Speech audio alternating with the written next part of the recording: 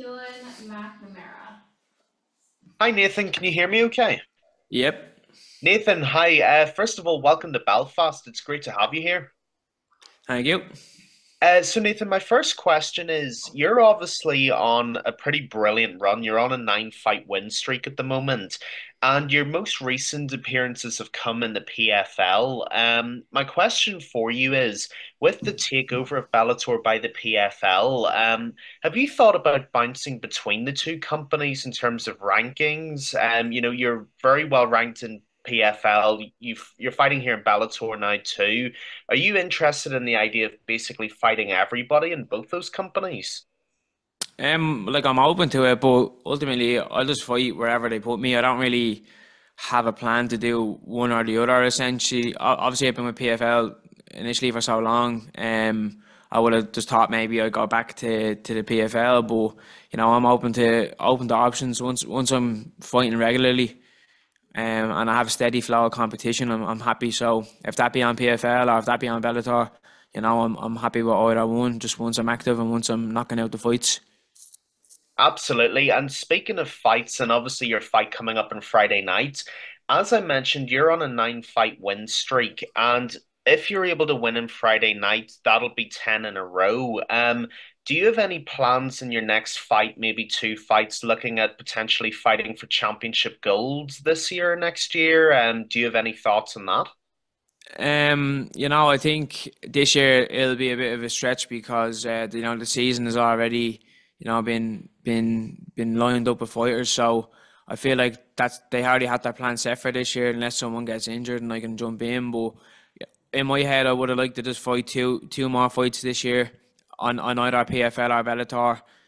That'd be three fights this year. Hopefully, then be 12 wins in a row, and then I could really assess what happens next year with what's going on. Like this is my last fight in my contract at the moment. This Friday, so I'll know more about what's planned for me after this fight, and we can really discuss what's the story. But for now, I'm just gonna take this fight, beat him, and see what happens next. You know what I mean?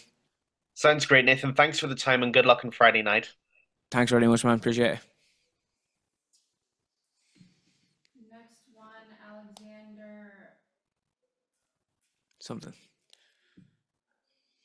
French Alexander.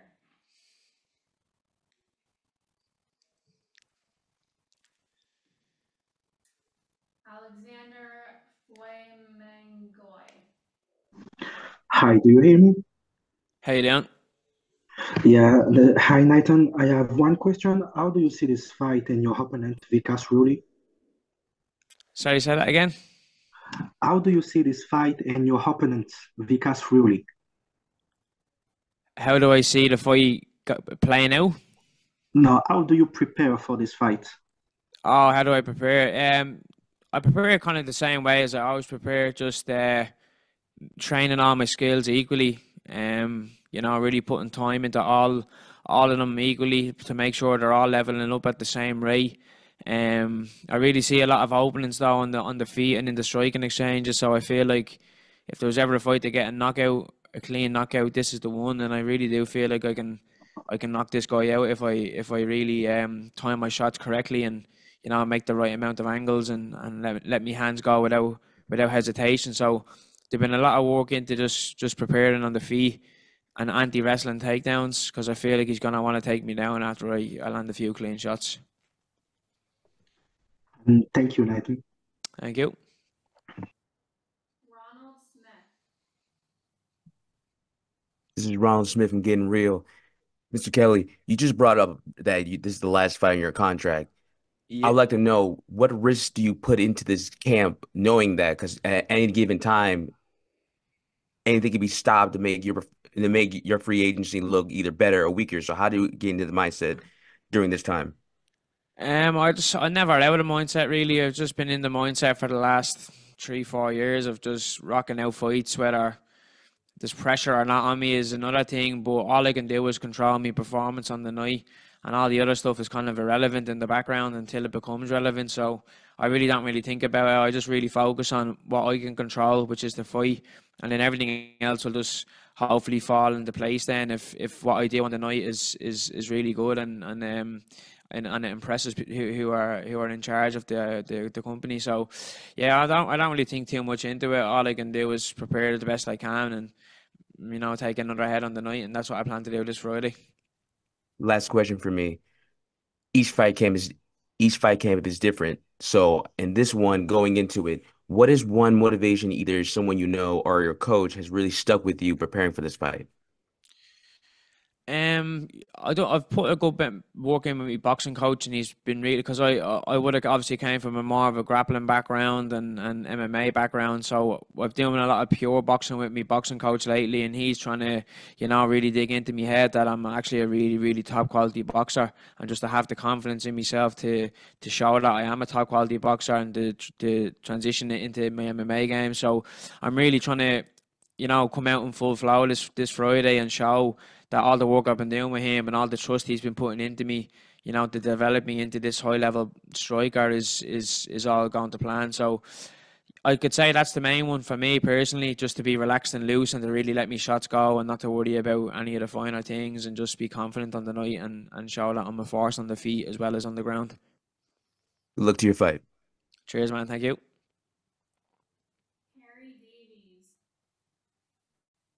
Hey Nathan, I was just going to ask, what's it like to share another card with Nate Kelly? I know you guys had a good little video before your last fight, sort of compared things, but he's come on well. And what's your sort of thoughts on sharing a card with him again? Yeah, it's always nice, Nate's been around SPG so long. He was like the baby of the gym for so long. So, it's really nice to see him get some good opportunities and, I'll always look out for him and to be on the same card as him again. Even this morning we just done a little bit of training together in the training room. Just wanted to keep him busy and keep him occupied and going through his motions. So I'm really happy for him that he's getting such a nice platform to show his skills because he is a very high level lad. He just needs to, have the opportunities to show it. So yeah, I'm delighted for him, and it's always a pleasure to share a card with my teammates. Thank you. All the best on Friday. Thank you. Dylan Napoleon. What's going on, man? Thank you for the time. Thank you. One thing that a lot of people realize or maybe not picked up on yet, but ever since you joined the PFL, you've been able to stay very, very active, which is something that early in your career you were active, but it was a little bit more spotty. Do you believe that the activity has helped you become, so dominant and help you stay on this win streak? Yeah, I think it's a big part to play in success in life in general. Never mind just fighting. Like if you're disciplined every day and you're turning up every day and you're doing what needs to be done every day, you're probably gonna get to your goal quicker than most others who are doing a half hour. So I think the fact that I'm turning up to train every day, even after I win fights, I'm back to the gym the next week. So there's no time pissing about and taking time off. So I think that's a big part to play. And then you get the fights out of the way, which is a big part of your growth because every time you fight, you're stepping into the lines then and getting out of the comfort zone. So that's a big part to play in you growing as a fighter and doing it on the big stages under the bright lights. So that there's in itself shows a lot of resilience, shows a lot of composure, and then added on top of the lessons and all that jazz that you take from the fight will just help you improve way faster. And I'm luckily I've had a lot of opportunities to fight.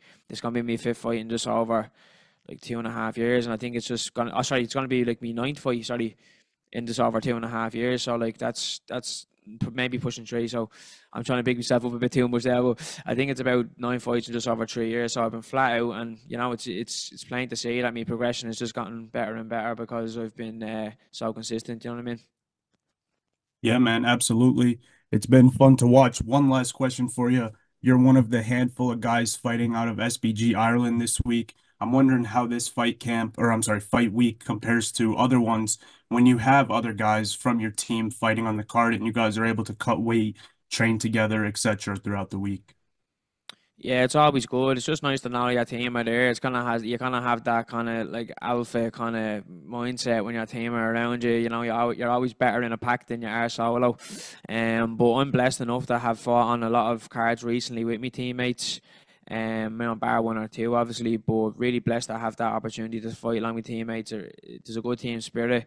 It's just nice to know that if we're all struggling with the weight cut, whatever it is, we're all like struggling together and.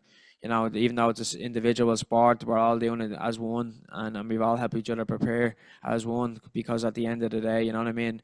If my teammates weren't showing up to training, I'd have no one to train with, and I wouldn't be improving. So, yeah, it's great to be able to share the card with my teammates, and fingers crossed we can all get the wins that we deserve, and we can really celebrate then on Friday night as a team then as well.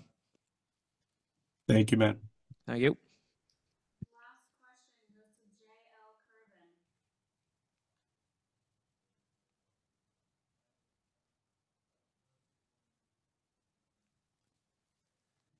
JL Curvin. Sorry about that. Hey Nathan, thanks for the time. You've been on a great run so far, but you lost your first two fights as a pro. Just how hard was that for you at that time, and what do you think you did mentally to be able to turn the ship? Yeah, at the time it was very hard because I was so young. You know what I mean? I think I turned pro and I just went 20, and I had a really good amateur career. Fought the best lads in Ireland and the world, and I done really well, and I thought I was ready to take that step into the pro game, and it didn't go my way initially, and yeah, it was tough. You know what I mean? Like I said, I was young, I was kind of immature, and all the stuff. I didn't really know how to deal with my mind and my emotions. You know what I mean? Because I was very young and I was kind of a bit naive to life, you'd say. So I took it very hard, but I think it just like I took a break from fighting for a while, and I think that was a big part to play in me, getting over some of the mental battles that I had, because I felt like at the time I was a full-time manager of a supermarket, as well as trying to balance my fighting career. So it was very hard to deal with. I feel like I was burning the candle out at both ends. So yeah, it was very hard for me to even regulate myself and my stress and my emotions at that time, and even think. So in the time of during COVID, I really I went deeper into myself, and I really struggled a little bit more, and I found that the lack of fighting was obviously the key to me going downhill. So when I decided to come back, I decided to kind of have like a rejuvenation of myself and a real new lease of life. And I really decided to, if I was going to do this, I was going to do it 100%. I was going to make sure to train adequately, to eat adequately, to rest adequately, you know what I mean, and do everything the right way. So I think maturity was a big part to play in me getting over some stuff. Obviously some research, and reading some books on how to deal with mind and emotions and all that stuff that goes into psychology and stuff like that. But I definitely just say maturity was a lot. I felt like I was very naive and immature as a young pro, and I feel like the years I took off have really helped me become into this, kind of more mature, seasoned pro that I am now. You know what I mean? Even though I'm only getting started, I feel like I have so much experience at a high level, and I'm really grateful for that. And it's definitely taken me in the right direction. Too true. Appreciate you for sharing that. Thank you. All right, that is it. Sweet.